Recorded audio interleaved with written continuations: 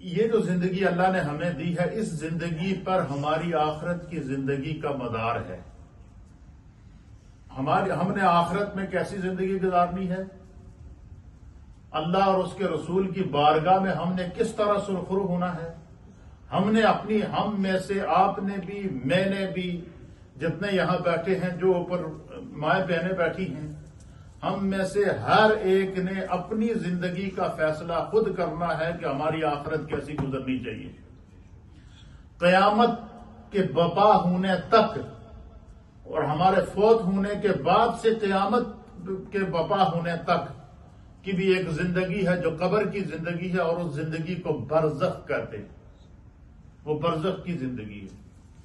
اگر دنیا میں گزاری ہوئی زندگی شریعت کے مطابق ہوگی، اسلام کے احکام کے مطابق ہوگی، رسول اللہ کی سنت اور سیرت کے مطابق ہوگی، تو یاد رکھو قبر بھی جنت ہے، محشر بھی جنت ہے، آخرت بھی جنت ہے، اور قیامت کے دن جو سرخرو ہوگی وہ بھی جنت ہے۔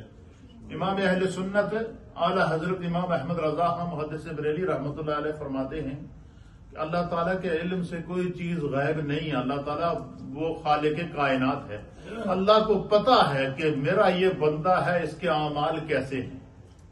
خدا سے کوئی چیز پوشیدہ نہیں ہے۔ اللہ کو ہماری نمازوں کا بھی پتا ہے، خدا کو ہمارے سجدوں کا بھی پتا ہے، اللہ کو ہمارے بچپن کا بھی پتا ہے، اللہ کو ہمارے لڑکپن کا بھی پتا ہے، اللہ کو ہماری جوانی کا بھی پتا ہے، اللہ کو ہمارے بڑھاپے کا بھی پتا ہے۔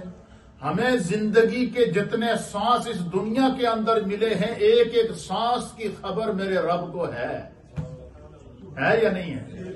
جب اللہ کو خبر ہے تو پھر اس میں کیا حکمت ہے؟ امام اہل سنت کہتے ہیں کہ اس میں کیا حکمت ہے کہ قبر میں جاؤ گے تو حساب و کتاب ہوگا۔ سب سے پہلے ہم اپنے سارے دوست، ماں باپ، بہن بھائی، سارے منو مٹی تلے دفن کر کے جیسے ہی واپس آ جائیں گے تو سب سے پہلے دو فرشتے آئیں گے۔ حدیث کے اندر آتا ہے، ایک کا نام ہوگا منکر، دوسرے کا نام ہوگا نکیر۔ یہ پہلا ایگزام آ جائے گا۔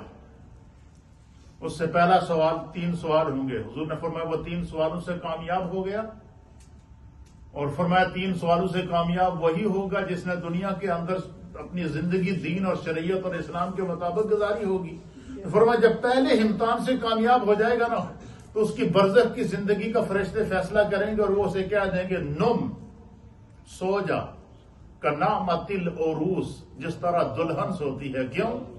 تو نے دنیا میں بھی زندگی شریعت مصطفیٰ کے مطابق گزری ہے، قبر میں پہنچتے ہی تو نے چہرہ مصطفیٰ کو پہچان لیا، لہذا اب تو سو جا، تیری برز قیامت تک کی جو زندگی ہے یہ خدا کی حفاظت کے اندر۔ اس لیے میرے دوستو، یہ جوانی، یہ بڑھاپا، یہ کاروبار، یہ اقتدار، یہ اختیار، یہ دنیا کی کر و فر، دنیا کے جو سب کچھ ادھر رہ جاتا ہے۔ اس لیے جو زندگی خدا نے ہمیں دی ہے، اس زندگی کو غفلت میں نہ گزار۔ صرف ایک حدیث، اس کے بعد دعا کرتے ہیں، پھر سنتیں ادا کریں گے، نماز ہوگی اور اوپر۔ یہ حدیث ہے، اس کو شرح السنہ کے اندر امام بغوی رحمۃ اللہ تعالی علیہ نے نقل فرمایا ہے، اور حدیث نمبر ہے 4021، 4021 نمبر حدیث ہے، اور امام بغوی نے شرح السنہ کے اندر نقل فرمایا ہے، اور حضرت ابن عباس رضی اللہ تعالیٰ عنہ اس کے راوی ہیں۔ آپ فرماتے ہیں کہ قال رسول اللہ صلی اللہ تعالی علیہ وآلہ وسلم، اللہ کے پیارے حبیب لبیب نبی رحمت صلی اللہ تعالی علیہ وآلہ وسلم نے فرمایا، اغنمتم خمسا قبل خمس۔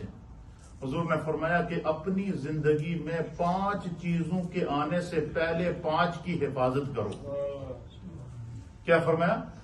تو کہ ہر انسان کی زندگی میں 5 مقامات ضرور آتے ہیں، 5 پوائنٹ ایسے آتے ہیں کہ ان 5 پوائنٹ کے آنے سے پہلے 5 پوائنٹ جو خدا نے اس کو عطا کیے ہیں، ان کی اگر وہ حفاظت کرے گا تو وہ زندگی کے ہر امتحان سے گزر جائے گا۔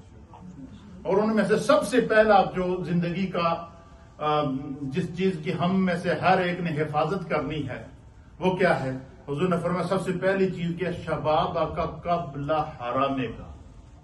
حضور نے فرمایا کہ اپنے بڑھاپے کے آنے سے پہلے پہلے اپنی جوانی کی حفاظت کرو، اپنی جوانی کی حفاظت کرو۔ سب سے پہلے اس حدیث کے اندر نبی پاک نے اپنی امت کے نوجوان کو، اپنی امت کے ینگ طبقے کو حضور نے مخاطب کیا ہے۔ یہ پیغام، اس حدیث کا پہلا پیغام ینگسٹر کے لیے ہے، نوجوانوں کے لیے۔